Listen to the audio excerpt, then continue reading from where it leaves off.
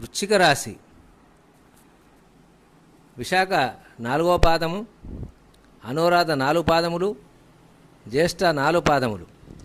ఆదాయము 2, వ్యయము 14, రాజపూజ్యం 5, అవమానము 2. ఈ సంవత్సరము గురువు 7వ స్థానము, మే 14 నుండి 8వ స్థాన సంచారము, శని 4వ మరియు 5వ స్థానం నందుండగా రాహు 5, కేతువు 11వ స్థాన సంచారము.